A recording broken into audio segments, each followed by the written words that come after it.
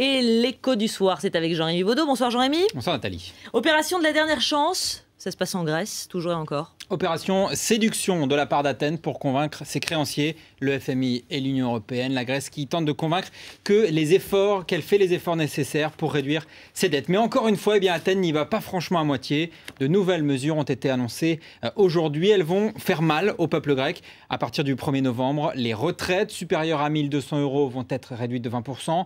30 000 fonctionnaires vont être mis au chômage technique. Et puis le seuil minimum d'imposition va être baissé à 5 000 €.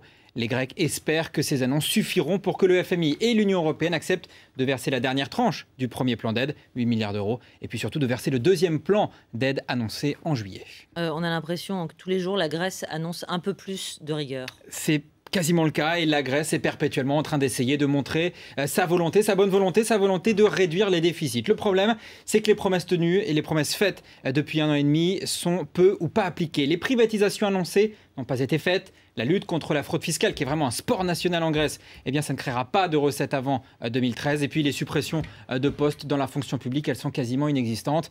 Et on sait pourquoi ça prend du temps, évidemment.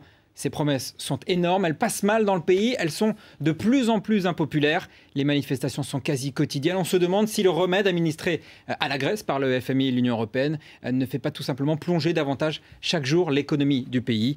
Quoi qu'il en soit, la Grèce promet tout ce que demandent ses créanciers car le pays est au bord de la faillite. En octobre, si Athènes ne reçoit pas d'aide rapidement, le pays ne pourra plus payer ses fonctionnaires. Et puis l'écho en plus, en 2 mots, on parle d'argent et de Dieu, Jean-Rémy. Et de Dieu. Et selon un sondage du journal américain USA Today, un Américain sur 5 pense que Dieu intervient activement dans l'économie. Ce sondage qui parle d'une main invisible qui dicterait les marchés.